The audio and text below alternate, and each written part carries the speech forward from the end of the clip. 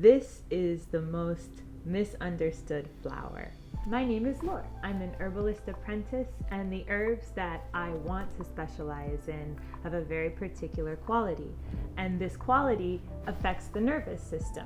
And I'm very interested in herbs that bring about a spiritual connection to ourselves, to each other, and with the earth. And in many ancient cultures, the herbs that they found sacred also had a very intense effect on the nervous system. This is where Blue Lotus comes into play. The ancient Egyptians called Blue Lotus sacred lotus, and it was decorated all over their temples. It was in the pharaohs' tombs. It was a very, very sacred herb. If you look at the science behind something, Egyptians are going to inevitably find the blue lotus a sacred plant because it gave them a trance-like state because it affected their nervous system. People smoke blue lotus or they drink gratuitous amounts of blue lotus tea expecting to have a psychedelic experience, and then they're not using the plant properly, and it's not really giving them the actual experience that the plant offers.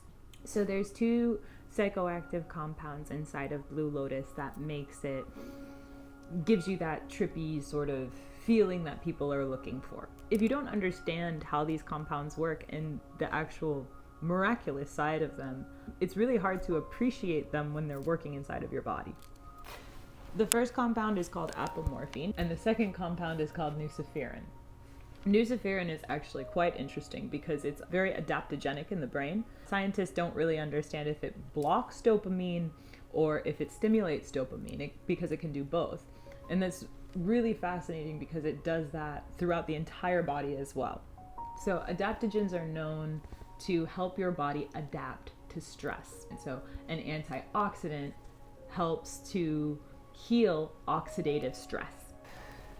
But the thing that makes Blue Lotus so interesting is that not only does it have this adaptogenic effect in the brain because of the nuciferin, but it also has an adaptogenic quality in the body because of all the antioxidants. Oh, another interesting thing is that our bodies don't make these particular antioxidants on their own. So we have to get them from plants, from fruits and vegetables. It keeps your hair healthy, it keeps your skin healthy, it keeps your heart healthy. It gets rid of bad cholesterol, but helps good cholesterol. And this is something that you see with a lot of over-the-counter drugs, is that they try and target one area, but then you get all of these side effects, whereas adaptogens that are rich in antioxidants don't have any side effects. But from a preventative lens, in my opinion, having these antioxidants floating around in your body certainly cannot hurt you. It's this beautiful symbiotic relationship you see where the plant is really truly giving you what you need. So if you need to inhibit dopamine or stimulate dopamine, it appears to me that that's exactly what this plant is going to give you. This plant makes you feel more empathy. You feel more feely, which I think is a sensation if someone has ever taken psilocybin. That's also a similar feeling that they get. They're very feely, they might be a little bit more emotional, they might be more sensitive to other people's emotions, and that's a really big quality in Blue Lotus.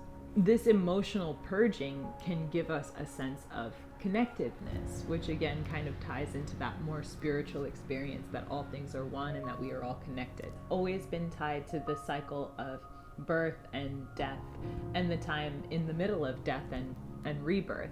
The reason that Blue Lotus is represented in a cycle like this is because Blue Lotus grows from muddy, dark water, and it grows up. And when the petals open straight upward to the sky.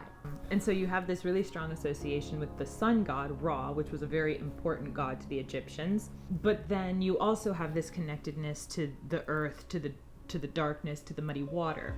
The ancient Egyptians also believed that in addition to the blue lotus being associated with Ra, the blue lotus itself was actually a full incantation of another god, and this god was named Nefertim. And the god Nefertim can be kind of very, very similar to the god Dionysus or Narcissus, just a very, very beautiful young man who could act as a warrior, he could act as a lover, and Nefertim would rise with the flora and the fauna at the dawn, and he was known as the son of Ra. You have a lot of masculine components around the blue lotus flower, and this idea of rising with the dawn and then dying with the dusk. But there is Another component to the Blue Lotus flower that is not talked about, the psychic sense, the sixth sense, the journeying through darkness. And this is a very female attitude. The concept of water, the concept of darkness, they're all kind of associated with a feminine aspect. The perspective that Nefertim may have over the Blue Lotus flower, saying, what can you give to me? How can I intoxicate you? That way of thinking is very similar to how people are using that plant now. Hence a flux of new agers getting very curious about Blue Lotus and seeing, how can I party with this thing? How can I use this thing? Rather than how can I be a student? There is a hidden component beneath the surface in the water where the roots come from. And this is very divinely feminine. There's just too much about the actions of this flower that show you it's female because it's so receptive. This plant listens to you. Like I said, it's adaptogenic. So when you take this plant, depending on what your brain needs or what your body needs, that plant is going to give it to you. So it's a very good listener. The more psychedelic experiences that you're going to have out of the Blue Lotus are going to be experiences that make you more empathetic, more touchy-feely, and more in touch with yourself, more in touch with nature. And these are very feminine things to be feeling. It is not an herb that is going to make you believe you have more abilities than you actually do. And that's very sad because they go in wanting an experience like that, and then they may take Blue Lotus and take it incorrectly, and now it is an endangered plant. So in terms of my experience taking Blue Lotus and experimenting with it, what I have found is I am a hypersensitive person, I am a psychic person, and so I have to monitor my dose of Blue Lotus very carefully because it can really dilate my psychic abilities. So if you are also a person who has more sensitive, more sixth sensey, more psychic abilities, and you want to clarify that, to go deeper and explore, that's something that you should be aware of. And this is also great for people who may not have that sixth sense or not be looking for that dilation of their psychic abilities, but maybe they just want to dive deeper on other topics in their life that they could use a trance-like state for. I also have found that it's a lot more beneficial to me to take Blue Lotus when I'm just going about my day and I don't have a lot to worry about. I think at the end of the day, I just really, really love this plant, and I feel that this plant is so terribly misunderstood, and it's misrepresented, and it's misused, and it's beautiful, and it has the potential to do so much, not just for your spirit, but also for your body.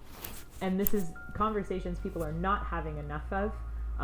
They're too busy trying to take this plant and take the experiences versus being in a state of receiving. And that's all I really wanted to talk about. So that's a wrap then. Okay.